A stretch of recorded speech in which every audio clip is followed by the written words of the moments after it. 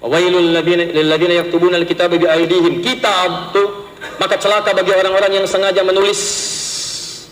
Awas, dengan tangan mereka. Tulis, bikin kisah, bikin ini, bikin itu. Konsep ketuhanan jadi berubah. Silakan. Apa di antara yang berubah? Diterangkan oleh Quran langsung. Jadi Quran menerangkan nih apa yang mereka tuliskan. Ya, yang sebelumnya mereka bikin. Ternyata ditetapkan Nabi bukan dari kalangan mereka. Yang dibawa bukan kitab jadi yang mereka harapkan. Akhirnya apa yang terjadi? Sebelum kitab itu sempurna dan sebagainya, dipalingkan isi-isinya. Tuh, tulis. Tuhan, yang tadinya Nabi Isa menyembah satu Tuhan. Lihat, ini kita bicara dengan persepsi kita ya. Kalau sedang disoal, kita diskusi. Ya, jangan langsung tersangka aja, ya itu nggak tepat. Kalau ada yang tidak beda pendapat, kita diskusi. Jangan mencela orang, kita diskusi dengan cara yang ilmiah. Dari ceramah omong kosong yang disampaikan oleh Adi Hidayat, ini sudah pasti mustahil bisa nyambung kepada kebenaran.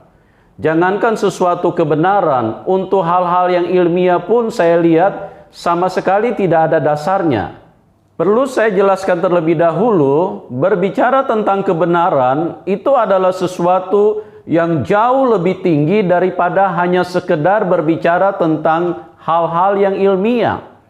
Karena hal-hal yang ilmiah itu hanya merupakan pembuktian-pembuktian yang bisa dipahami, yang bisa dijangkau oleh otak dan logika manusia, atau yang disebut juga dengan nalar. Sedangkan kalau bicara tentang kebenaran, itu sesuatu yang mutlak milik Tuhan. Dan ini adalah sesuatu kebesaran yang sangat sulit untuk bisa dijangkau oleh manusia. Makanya di dalam kekristenan jelas sekali, karena Kristen memiliki Tuhan yang jelas. Itu sebabnya setelah Tuhan Yesus menyelesaikan proses penebusan, Tuhan Yesus mengutus Roh Kudus. Jadi kemampuan ilahi yang hadir di dalam hidup manusia yang memberdayakan nalar logika ilmiah manusia yang terbatas itu untuk mampu menembus dan menyentuh yang namanya kebenaran itu. Saya ingin kasih contoh bahwa sejak manusia di Taman Eden, manusia sudah begitu sulit untuk menjangkau kebenaran. Karena apa? Karena Tuhan berkata kepada Adam dan Hawa, jangan makan buah itu. Karena kalau kalian makan, maka kamu akan mati. Nalar mereka, logika mereka, ilmiah mereka, cara berpikir mereka, itu tidak bisa nyambung. Tuhan kebenaran itu sudah tahu bahwa kalau itu tersentuh, manusia akan mati. Tapi logika manusia dengan kemampuannya yang begitu terbatas, ini yang diandalkan oleh manusia. Mereka bermain di dalam pikiran. Di sini saya ingin katakan sekali lagi supaya kita bisa mengerti bahwa yang namanya ilmiah itu jauh di bawah sekali daripada apa yang disebut dengan kebenaran. Makanya saya katakan tadi, jangankan untuk mencapai kebenaran, untuk hal-hal yang ilmiah saja, apa yang disampaikan oleh Adi Hidayat ini adalah sesuatu yang sangat ngaco dan tidak nyambung sama sekali. Menurut Adi Hidayat, berdasarkan yang tertulis di dalam Al-Quran, bahwa apa yang tertulis di dalam Alkitab, baik itu Taurat maupun Injil, adalah sesuatu yang sudah dirubah. Dan dengan tegas Al-Quran mengatakan, celakalah orang yang dengan tangannya menulis, merubah apa yang sebenarnya. Ini begitu disoalin Nabi Musa, Nabi Isa dijelaskan oleh Quran. Di antara yang tidak benar itu Anda menuliskan di situ. Fawailul lilladzina yaktubuna alkitaba biaydihim. Celaka bagi orang yang ngarang-ngarang dengan tangannya, nuliskan di Alkitab. Yang tidak seperti itu sebelumnya. Dan menurut kami orang Kristen, itu adalah tuduhan yang palsu. Karena apa? Karena itu kan berdasarkan Al-Quran. Sementara Injil, Taurat tidak pernah mengakui yang namanya Al-Quran, Muhammad dan juga Allah SWT.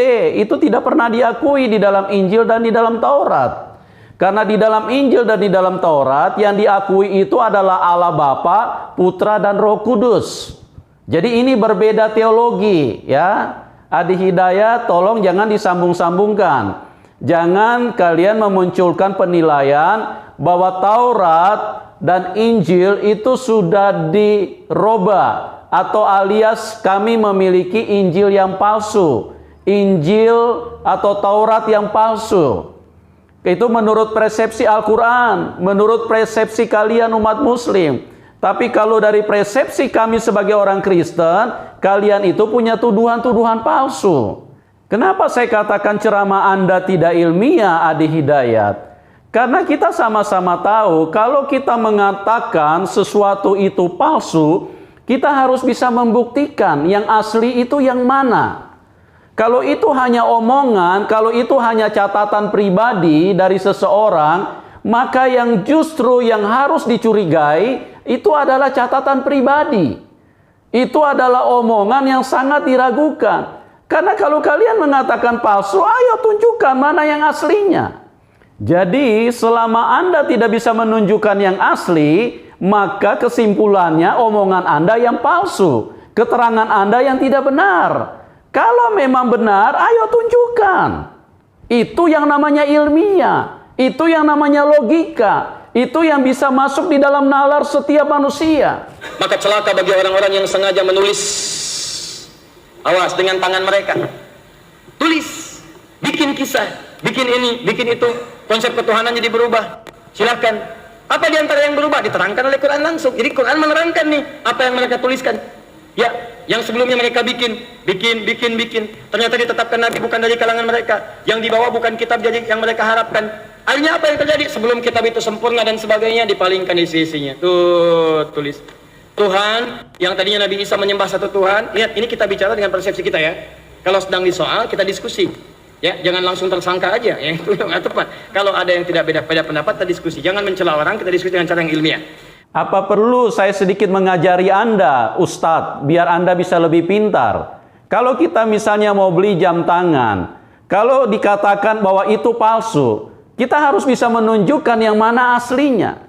Itu baru bisa dikatakan bahwa keterangan yang kita berikan itu keterangan yang ilmiah, keterangan yang bisa masuk di dalam logika. Tapi kalau kita hanya berteriak-teriak bilang itu jam tangan palsu, itu jam tangan palsu, sementara di tempat lain tidak ada yang asli, berarti orang yang omong ini yang tidak benar gitu loh. Sebagai pembuktian kedua bahwa keterangan Anda, ceramah Anda ini sangat ngawur, saya ingin katakan seperti ini. Tuhan itu kan maha sempurna. Kalau dia tahu bahwa pada akhirnya Injil atau Taurat itu akan dirubah, pasti dia sudah bicara dari jauh-jauh hari. Ya, pasti dia sudah sampaikan kepada Musa, kepada Daud, dan kepada penulis-penulis Alkitab yang lain bahwa itu harus disimpan dengan baik. Karena apa? Karena akan dirubah supaya nanti kelihatan pada saat dirubah ada yang aslinya. Makanya saya katakan ceramah Anda ini ngawur sekali. Saya tidak tahu Anda belajar di mana. Ini Adi Hidayat. Logika apa yang Anda pakai? Tuhan itu Tuhan yang maha sempurna, Tuhan yang maha tahu, Tuhan yang maha jelas. Kalau memang dia tahu itu akan dirubah oleh manusia-manusia durhaka, pasti dia sudah memberikan jalan yang paling sempurna untuk membuat yang aslinya itu tersimpan dengan rapi. Tapi kalau apa yang Anda sebutkan dengan keterangan-keterangan ceramah yang ngaco, yang ngawur seperti ini, itulah terlihat kapasitas Anda hanya sampai di situ. Begitu rendahnya kemampuan logika kalian untuk memahami sesuatu yang benar. Sehingga kalian punya tuduhan mengatakan bahwa Injil atau Taurat itu sudah dipalsukan. Awas, Anda mengatakan ibunya sempurna dan sebagainya. Kemudian dari situ melahirkan seorang anak, diangkat jadi Tuhan. Satu jadi tiga, tiga di antara satu dan sebagainya. Turun berita dari Al-Quran. Ini tidak seperti pada Injil yang diturunkan sebelumnya. Dan sebagai pembuktian ketiga, kenapa saya katakan logika Anda sangat ngaco dan ngawur, ceramah Anda ceramah yang murahan? Karena Anda di sini menghina Tuhan. Seolah-olah Tuhan yang maha besar, yang maha kuasa, yang maha sempurna, tidak mampu menjaga keaslian daripada Injil dan Taurat. Sementara itu adalah sesuatu yang begitu berharga. Karena nilai daripada firman itu sendiri sama dengan nilainya Tuhan itu sendiri. Sedangkan kalau kita perhatikan semua tata surya yang ada di planet ini, yang kita nikmati, yang kita tempati ini, semua terjaga dengan begitu sempurna. Kenapa kok ada yang begitu jauh lebih penting, jauh lebih tinggi nilainya yang namanya firman, yang berarti adalah Allah itu sendiri. Kok kalian tuduh bahwa Allah itu seolah-olah tidak punya tenaga, tidak punya kemampuan, tidak punya kuasa untuk menjaga firman-Nya? Dari mana logika Anda ini bisa dibenarkan? Dari mana tuduhan kalian ini bisa jelas? Ini kan tuduhan-tuduhan yang palsu. Cobalah berpikir dengan jernih. Upgrade sedikit Anda punya logika, Adi Hidayat, supaya di dalam menganalisa sesuatu itu tidak ngawur seperti ini. Coba telusuri dengan baik-baik. Sebetulnya keterangan yang mana yang palsu? Ya, Injil, Taurat sudah ditulis ribuan tahun. Dan Allah yang Maha Kuasa itu terus menjaga. Karena firman-Nya itu jauh lebih penting daripada 1000 planet yang ada di dalam kehidupan ini. Itu jauh. Karena itu setara dengan Tuhan sendiri. Firman itu berarti mewakili Dia sendiri. Masa Dia tidak mampu untuk menjaga keaslian, tidak mampu menjaga kemurnian daripada firman-Nya? Ini kan sesuatu yang sangat-sangat ngaco. Apa yang kalian sampaikan, apa yang kalian tuduhkan terhadap Injil dan Taurat. Menurut logika dari Adi Hidayat yang ngaco dan ngawur ini, dia mengatakan salah satu yang sudah dirubah di dalam Injil dan Taurat itu berbicara tentang ketuhanan dari Yesus Kristus. Karena berdasarkan dari Al-Quran yang dia pahami, dengan mengatakan bahwa Yesus Kristus itu hanya utusan. Taurat begini, Injil isinya begini, kenapa Anda rubah begitu? Apa di antara yang dirubah? Anda mengatakan Nabi Isa itu adalah Tuhan. Awas. Anda mengatakan ibunya sempurna dan sebagainya. Kemudian dari situ melahirkan seorang anak, diangkat jadi Tuhan. 1 jadi 3, 3 di antara 1 dan sebagainya. Turun berita dari Al-Quran. Ini tidak seperti pada Injil yang diturunkan sebelumnya. Ini tidak sama dengan apa yang disampaikan di Taurat sebelumnya. Yang benar itu begini, Tuhan itu cuma satu, pada satu yang satu. Bahkan Yesus pun Al-Masih pun mengatakan, saya bukan Tuhan. Dari mana taunya? Dijelaskan oleh Al-Quran. Di sini saya juga perlu jelaskan kepada kita bahwa antara Isa Al-Masih yang disebut di dalam Al-Quran dengan Tuhan Yesus Kristus, ini adalah pribadi yang sangat berbeda, pribadi yang tidak nyambung sama sekali. Karena mereka mengatakan bahwa Isa yang mereka maksudkan itu yang adalah Tuhan Yesus Kristus, itu lahirnya di bawah pohon kurma. Itu tertulis di dalam surah Maryam. Sedangkan Injil sudah dengan begitu tegas mengatakan bahwa Tuhan Yesus itu lahir di kandang domba. Ini kan tidak nyambung sama sekali. Tapi mereka paksakan untuk hubungkan terus. Ini kan akan menjadi kacau dan menjadi ngawur ini keterangan atau ceramah-ceramah seperti ini. Janganlah kalian sama-samakan antara Injil dengan Al-Quran. Karena Injil tidak pernah mengakui yang namanya Al-Quran. Al-Quran itu berdiri sendiri. Injil dan Taurat itu adalah satu kesatuan yang berdiri dan dibangun oleh Tuhan Allah Bapa, Putra dan Roh Kudus. Itu berbeda dengan apa yang kalian pahami. Jadi bagaimana ceramah ini, keterangan seperti yang Anda katakan tadi, makanya saya katakan ini ceramah yang ngaco dan ngawur. Sedangkan di dalam Taurat dan Injil yang dimiliki oleh orang Kristen, itu adalah sesuatu yang sempurna, sesuatu yang jelas, mutlak dan pasti. Karena apa? Karena mulai dari kitab Kejadian, bicara dari tentang Adam dan Hawa, sampai dengan kitab Wahyu yang diakhiri oleh Yohanes, itu semuanya satu alur, satu benang. Semua berbicara daripada ketuhanan Yesus Kristus. Dan inilah yang kalian bantah, kalian sangkal, bahkan kalian tuduhkan ini berita palsu. Tidak ada yang dipalsukan, pikiran kalianlah yang palsu. Pikiran kalianlah yang tidak nyambung. Pikiran kalianlah, logika kalianlah yang tidak berfungsi dengan baik. Karena bicara tentang Adam dan Hawa ada di dalam persekutuan dengan Bapa di surga di dalam Taman Eden, itu menunjukkan bahwa manusia itu sebetulnya begitu dekat dengan Tuhan. Manusia itu bersekutu dengan Tuhan, ada di dalam Taman Eden, sedangkan doktrin daripada Al-Quran itu sangat menentang bahwa yang namanya Allah tidak bisa disekutukan dengan manusia, tidak bisa disejajarkan. Sementara Injil kami, Taurat kami itu jelas. Makanya kenapa Adam dan Hawa ada di Taman Eden di dalam persekutuan yang begitu erat dengan Bapa di surga?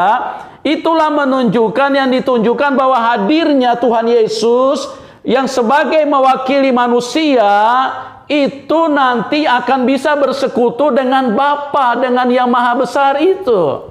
Nah, sekarang tolong izinkan saya bertanya kepada Anda, Ustadz Adi Hidayat, kalau kalian menginginkan pulang ke surga, kalian harus akui bahwa manusia itu akan menjadi sekutunya Tuhan. Karena ngapain kita pulang ke surga? Tuhan itu akan menjadi teman ngobrol kita, akan menjadi tempat untuk kita bersama-sama menikmati kebahagiaan. Sementara doktrin Al-Quran ini sesuatu yang kalian harus cerna baik-baik. Doktrin Al-Quran itu menentang Tuhan itu maha tinggi, maha besar, sesuatu yang tidak boleh disejajarkan dengan manusia, tidak boleh disama-samakan. Nah, kalau kalian punya doktrin seperti itu, jangan pernah mimpi untuk pulang ke surga di Hidayat. Karena di surga nanti manusia dengan Tuhan itu akan bersekutu, menjadi satu, tidak ada bedanya ini. Menjadi teman, menjadi segala-galanya kita di sana. Karena di surga itu ada Tuhan. Yang punya surga itu Tuhan. Ngapain kita pulang ke surga? Pulang untuk bersekutu dengan Tuhan. Makanya di dalam kekristenan begitu sempurna dan begitu jelas Tuhan Yesus mengajarkan kepada manusia, panggil dia Bapa. Dan ingat baik-baik, kenapa panggil dia Bapa? Menunjukkan begitu dekatnya antara manusia dengan Allah, dengan Bapa itu sendiri. Ini kembali lagi logika, tolong di-upgrade dulu ya Adi Hidayat, supaya jangan lagi nanti kalian nyambung-nyambung. Kalau bagaimana Tuhan bisa punya anak, kapan kawinnya? Ini bukan bicara sperma.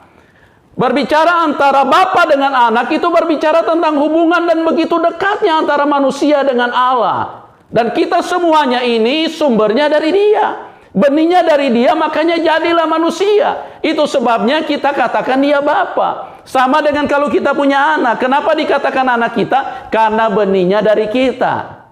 Mungkin ini yang saya bisa sampaikan. Semoga menjadi cerah bagi banyak orang. Dan supaya tuduhan-tuduhan yang palsu seperti ini, tuduhan yang ngaco seperti ini, mengatakan Injil atau Taurat sudah berubah, itu dilemparlah ke dalam dasar laut, atau minimal buanglah ke dalam tong sampah. Karena ini sama sekali tidak berguna bagi orang-orang Kristen.